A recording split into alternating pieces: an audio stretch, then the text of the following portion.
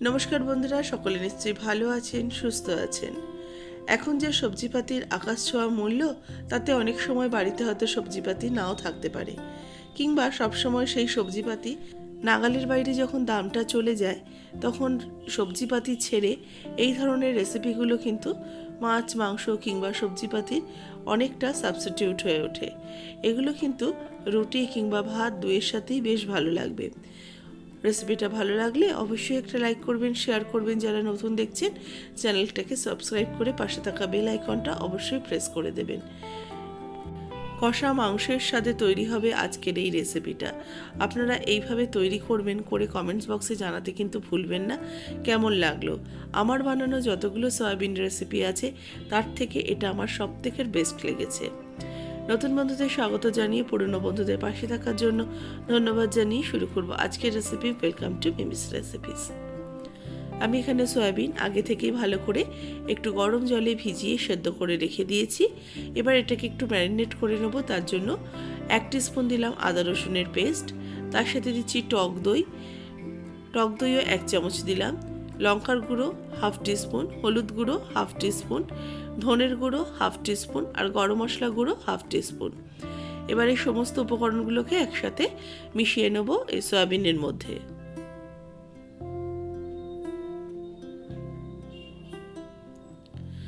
এবার একটুখানি লবণ দিয়ে দেবো, আর এর সাথে সামান্য একটু চিনি দেবো, কারণ সয়াবিনের নিজস্ব কোনো কিন্তু টেস্ট নেই। একে তৈরি করতে গেলে একটা টেস্ট আলাদা করে দিতে হয়, সেই জন্য সমস্ত কিছু দিয়ে এটাকে ম্যারিনেট করে রেখে দিলাম। এবার একটা মিক্সিং জার নিয়েছি। মিক্সিং জারের মধ্যে আগে থেকে আমি মসুর ডাল ভিজিয়ে রেখেছি, সেখান থেকে প্রায় 7-8 চামচ মতো মসুর ডাল নিয়ে নিলাম। এটাকে পেস্ট করে নেব, আর বাদবাকি ডাল ভেজানোটা রেখে দিয়েছি। এই মসুর ডালের মধ্যে কয়েক কোয়া রসুন দিয়ে দিলাম, এই 3-4 কোয়া মতো রসুন, একটা কাঁচা লঙ্কা কোচানো দিয়ে দিলাম, আর দিচ্ছি একটা পেঁয়াজটাকেও আমি ছোট ছোট ফালি করে কেটে নিয়েছি। এবার এটা সামান্য একটু জল দিয়ে এটাকে পেস্ট করে নেব। মসুর ডালটা বাটা হয়ে গেছে, এটাকে এবার মিক্সিং জারে নিয়ে নিলাম। তবে একটু পাতলা হয়ে গেছে, চেষ্টা করবেন আপনারা একটু ঘন করে পেস্টটা তৈরি করার। এবার এর মধ্যে হলুদ গুঁড়ো, লঙ্কার গুঁড়ো, আর দিচ্ছি ভাজা জিরের গুঁড়ো, আর এর সাথে দিচ্ছি একটু ভেজানো মসুর ডাল, আর তার সাথে দেব স্বাদ মতো লবণ দিয়ে ভালো করে আমি মিশিয়ে নিচ্ছি। এই ডাল বাটাটাকে ভালো করে ফেটিয়ে নেব। যে ডালটা আমি ভিজিয়ে রেখেছিলাম তার থেকেই ডাল কিন্তু কিছুটা, বেশিরভাগ অংশটাকে বেটে নিয়েছি। কিছুটা দিলাম আমি এই পকোড়া করব যখন, ডালের মধ্যে দিয়ে দিলাম, যাতে মুখে দানা দানা ডাল পড়লে খেতে বেশ ভালো লাগে। আর কিছুটা ডাল আমি রেখেছি যেটা পরে ব্যবহার করব। দেখুন এইভাবে ভালো করে এটাকে ফেটিয়ে নিয়েছি, ডালটা ফেটানো হয়ে গেছে। এবার এর মধ্যে আমি ম্যারিনেট করা যে সয়াবিনগুলো রয়েছে সেগুলো উপর থেকে এরকম করে ছড়িয়ে দিচ্ছি। কড়াইতে দিয়ে দিয়েছি তেলটাকে ভালো করে গরম হতে দিয়েছি।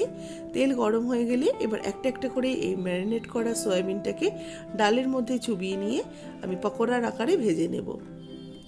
ঠিক ডালের মধ্যে সয়াবিনটাকে চারিদিক থেকে ডালের কোটিং করে আমি এটাকে দিয়ে দেবো। আমার ডাল বাটাটা একটু পাতলা হয়ে গেছে, চেষ্টা করবেন ডাল বাটাটা একটু টাইট করে বাটতে, তাহলে কিন্তু এই পকোড়াগুলো খুব সুন্দর শেপ আসে।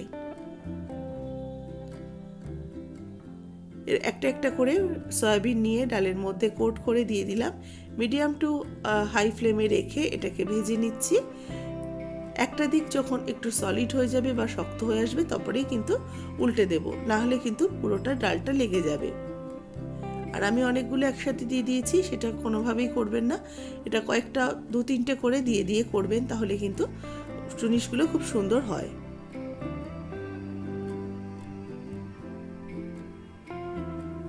এক পিঠ হয়ে যাওয়ার পর আরেক পিঠ দিয়ে দিয়েছি ভেজে নেওয়ার জন্য।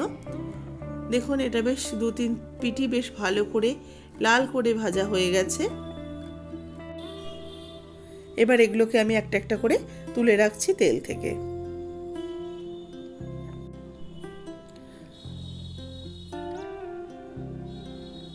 বাদবাকি যেগুলো রয়েছে সেগুলোকেও একইভাবে ভেজে নেব। দেখুন সবকটাই আমি পকোড়া ভেজে নিয়েছি। এগুলো কিন্তু শুধু খেতেও বেশ ভালো লাগে। এবার আমি কড়াইটার মধ্যে দিয়ে দিচ্ছি গ্রেভি করার জন্য তেল গরম হয়ে গেলে দিয়ে দেবো একটু গোটা জিরে, আর তার সাথে দেবো একটা তেজপাতা।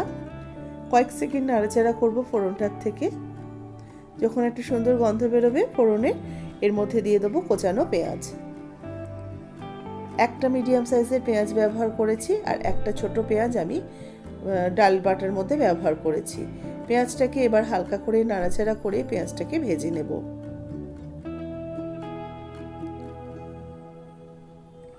পেঁয়াজটা যখন একটু হালকা ফ্রাই হয়ে আসবে বা নরম হয়ে যাবে, তখন বুঝবো পেঁয়াজটা বেশ ভাজা হয়ে এসছে। এবার এর মধ্যে দিয়ে দেবো আদা রসুনের পেস্ট হাফ টিস্পুন। আদা রসুনটাকে কিছুক্ষণ কষিয়ে নেব, যতক্ষণ না এর থেকে কাঁচা গন্ধটা চলে যাচ্ছে ততক্ষণ।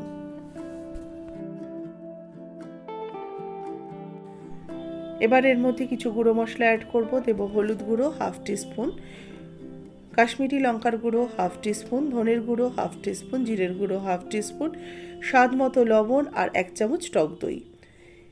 টক দইটাতে কিন্তু একটা গ্রেভিটা খুব সুন্দর আসে আর একটা টক মিষ্টি স্বাদও হয়। এবার ভালো করে গ্রেভিটাকে তৈরি করার জন্য এটাকে কষিয়ে নিচ্ছি। যতক্ষণ না তেল ছেড়ে আসছে এর থেকে, ততক্ষণ আমি ভালো করে এটাকে কষিয়ে নেব। মশলাটা থেকে যখন তেল ছাড়তে শুরু করবে, দিয়ে দেবো বাদবাকি যে ভিজিয়ে রাখা মসুর ডাল, সেইটুকু আমি দিয়ে দিলাম। এই ডালটা কিন্তু একদম সেদ্ধ হবে না, একটু দানা দানা থাকবে, খেতে বেশ ভালো লাগবে। ডালটাকেও দিয়ে ভালো করে মশলাটা কষিয়ে নেওয়ার পর দিয়ে দিচ্ছি জল।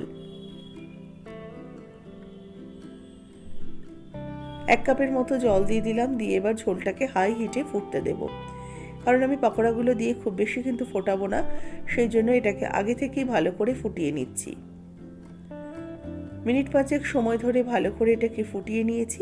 এর মধ্যে একটু লবণ আর মিষ্টিটা আমি চেক করে নিয়েছি, সব মোটামুটি ঠিকঠাক আছে। এবার আমি এক একটা করে পকোড়া অ্যাড করে দেব।